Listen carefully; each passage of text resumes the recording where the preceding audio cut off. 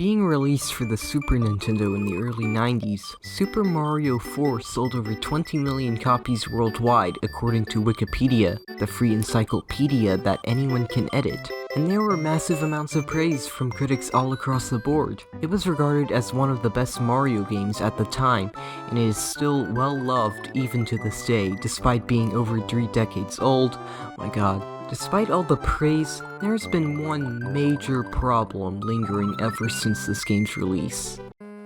I can't even beat the fucking fortress level! It may start out easier than its predecessor, but as it goes on, Super Mario 4 gets harder than Super Mario 3 ever got, in my opinion. After playing through Super Mario 3, I've now come to the realization that I am completely fucking wrong. Sorry. And no matter what I do, what YouTube videos I watch, what game facts guides I read, what religious deities I communicate with, I just can't improve my gamer skills to beat that damn fortress level. I've always sucked at this game, and I just don't think that'll ever change. But there's still one more thing I haven't tried yet. Hello? Is this the Nintendo power line? Press 2 to 9 to have gate sex. And if you don't press anything, you will go missing. You have 1,000 Mario timer seconds to make your decision. Yahoo!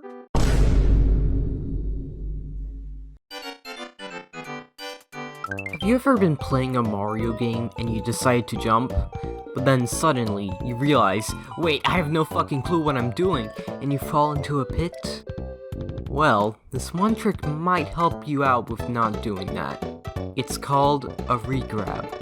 A regrab is when you perform a short jump, and as Mario starts falling, you regrab the jump button to slow your descent. Cool, huh? The reason why this works is due to whatever this shit means. Accidentally drop an item, like a key or a spring, just regrab it.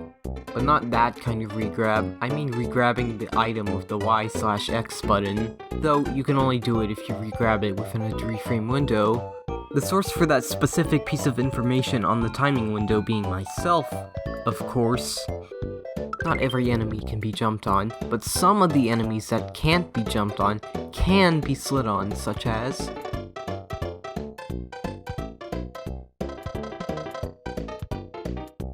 you can also slide on a saw blade? What the fuck? The saw blade even turns into a glitchy mess after killing it.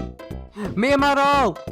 And speaking about saw blades, did you know that Mario can spin jump on saw blades? But not in Super Mario Maker 1 and 2 Super Mario World style, because Nintendo hates fun. Try not running all the time, dickhead. Have trouble swimming precisely enough? You can actually control how fast Mario swims upwards by holding up or down on the D-pad. Holding up makes Mario swim up faster, while holding down does the opposite. You suck ass! Resulting in countless deaths, resulting in game overs, resulting in lost progress? Well, the 3-up moons hidden in many levels might help. A few levels contain 3-up moons, such as... There are more than that, but I don't want to spoil the location of every 3-up moon in this 30-year-old game. You really suck ass? When carrying certain items to the goalpost in the level, a power-up will spawn depending on which item Mario was holding. Here's a chart because I don't want to explain every fucking item you get from doing this. Wait. Maybe I should use the tips and tricks I know to beat that fortress level. Oh. Actually, now that I think about it, I really like talking about those tips and tricks. What if I talked about stuff in Super Mario Bros. For other than tips and tricks? In Morton's Castle, there's an area high up at the start of the level that, when reached using the cape, can be used to be taken to the second section of the level. Apparently, Vanilla Dome 3 has 2 shortcuts.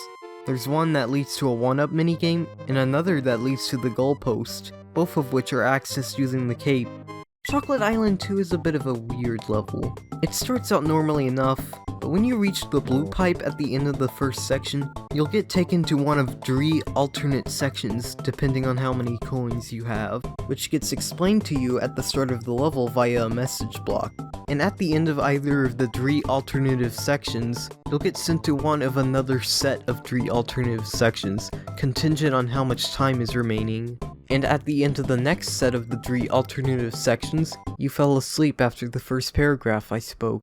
This is probably the boss door you went through in this level, and this is the one only accessible if you're a pro like me. There's also a shortcut in Vanilla Dome 4 if you go down this pipe. No, it's not really a shortcut considering that taking this path actually takes longer than beating the level normally. The only incentive for using this shortcut then is just for getting the dragon coin.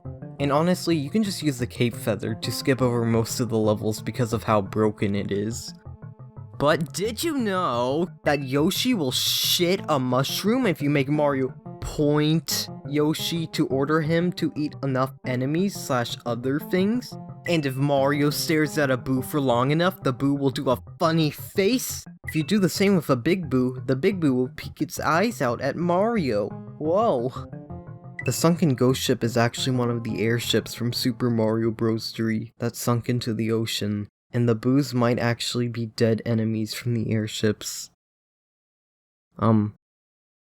So, let's talk about those oddities. I'll go in order in which they may or may not appear in a playthrough. This is something that may already be obvious to some people, but Mario's overworld sprite is based on an early version of the in-game Small Mario sprite. During a level, the timer counts down slightly faster than 1 real-time second. This is also the case with a few other Mario games, however it's a lot less noticeable in Super Mario Bros. 4. I guess you could call it a Mario timer second. Many of Mario's in-level sprites in his sprite set contain seemingly random hot pixels, taken from the hot pink color used for Peach's dress. The hot pink pixels, and other weirdly colored pixels, are most likely a result of them being used as a temporary color until the colors are finalized. And there are a few other sprites with similar odd pixels which might confirm this theory, and it's possible that the developers didn't have time to finish up the sprite set for Mario. It's also a possibility that they were just really fucking stupid. At Yoshi's house, the top of the grass shines with white and nowhere else in the game. It's called an early leftover that they forgot to change. There's probably a joke to be made with the color of the grass, but I'm not gonna be the one to make it. At the end of a level, there's an iris out used as a transition back into the overworld. What you may have not known is that the transition actually lags a bit due to the Super Nintendo's lack of blast processing. In castle levels, when Mario uses a square switch panel, the square switch panel briefly changes its color palette to the one used for red switch blocks. The collision for pillars in castle levels can be kind of funky if Mario jumps into one as it's about to crush him. For some reason there are 2 different variants of lava surfaces that get used. Super Koopas can go through walls. Yep. When a snake coin block is activated, it'll use a longer lasting variant of the P-switch music cue. Also, when a snake block collides with a semi-solid platform, it will stop. The game won't pause when collecting a cape off screen, like high up in the sky, for example. These 2 enemies were originally purple during Super Mario Bros. 4's development, but were changed to be green for the final game. Later depictions of them in their Super Mario Bros. 4 artwork went back to being /R purple. Vanilla Dome 2's water tile set is different from every other one used in the game. Fire Mario's fireballs can bounce off lava. Some Lakitu have green eyes, while others have dark red eyes. If you jump on enough non-angry wigglers, you can get a coin bonus. It was supposed to be cut from the game, which is why it appears the way it does, but it still shows up because the devs were pretty smart actually, and they were not stupid in the slightest. If a wiggler is below Mario as he dies, Mario will bounce on that wiggler during his death animation. Forest Secret Area is a very weird level. The level revolves around 2 flying platforms that move to the right while going up and down parallel to each other. After jumping on the first flying platform, the background will start to scroll, accelerating slowly to a fast speed, even when Mario isn't standing on either of the flying platforms. Maybe this level may have meant to have the unused birdcage in it? In Ludwig's castle, there's a section where Mario has to run away from a falling ceiling. After reaching the end of that section without entering the door, if you spin jump, instead of hearing the normal spin jump sound, the sound used for when the falling ceiling hits the floor gets used instead. Sunken Ghost Ship is the only level with a question mark orb at the end of it. In the overworld map data for Valley of Bowser, there is a sprite of the Red Switch Palace towards the bottom left corner of the map, which is normally invisible. This seems to be a leftover from when the Red Switch Palace was in Valley of Bowser, before it was moved to Vanilla Dome. Probably because the Switch Palace being placed that late in the game would significantly reduce the usefulness of activating it. In the Japanese version of Super Mario Bros. 4, instead of every level and special zone having a unique name, each pair of 2 levels in the world share a name. After beating the last level in Special Zone, the overworld season changes to autumn, which only affects certain enemies' appearances, and the color palette in the levels doesn't change at all, because the devs had 5 seconds to finish the game. You can hit Bowser with a Mecha Koopa while he's pulling out more Mecha Koopas from his Koopa Clown car. During the Bowser boss fight, Bowser will drop big steelies onto Mario from his Koopa Clown car, but where does Bowser get his big steelies from? It's a stone, Luigi. You didn't make it. Mario got bitches. All 7 Koopalings disappeared in 1990. They haven't been seen since. Why the fuck does Yoshi have orange arms? I feel like at least someone watching this video who has played Super Mario Bros. 4 will be able to relate to this.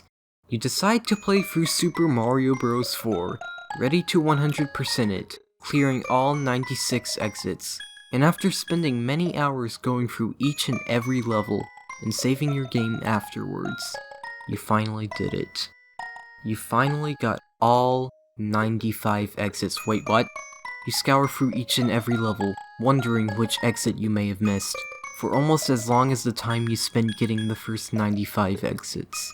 And then, you realize you forgot the Vanilla Secret 1 secret exit, the one that leads to Vanilla Dome Star Road. The worst part about this is how unless you were paying close attention, it may have looked like it was already completed. After screaming your lungs out in a fit of gamer rage directed at the monitor you were using the game to play on, you decide to play through Vanilla Secret 1. You beat the level, finally completing all 96 exits. You quickly run through that 1 Star World level that's 5 seconds long so that you can save your game. You reset the very real Super Nintendo you're playing the game on. You go to your save file, and you see that wonderful number, 96. But then, you come to a shocking realization. You had collected none of the dragon coins. And Super Mario Bros. 4 doesn't keep track of the dragon coins you collect. Wahoo! It seems you've picked option. By talking about my video game for over 10 minutes, but under 1000 Mario timer seconds, I will spare your life. Woohoo! Oh, thank Jesus, fuck. Hopefully, I'll never have to deal with that again. Wow! Finally finished a fucking video for once. Well, maybe I'm still writing the script and still haven't recorded a good chunk of the voiceover and footage yet. Haven't really edited much either. For all I know, I left this video completely unfinished. Well, I'm just gonna assume I finished it. And that part about recording the voiceover, that's kind of not true now because I'm doing it right now. Well, okay, I hope you enjoyed this video. I hope you thought it was funny. Also, the timing of this video's release with the end of Mario's 35th anniversary event, which a lot of people have referred to as the execution of Mario, was a complete coincidence. I did not plan this out at all. I didn't even plan out releasing this video on April Fool's Day. Also, I'm sorry if this video sucked because I made most of this video in less than a week. Thanks for watching, I guess.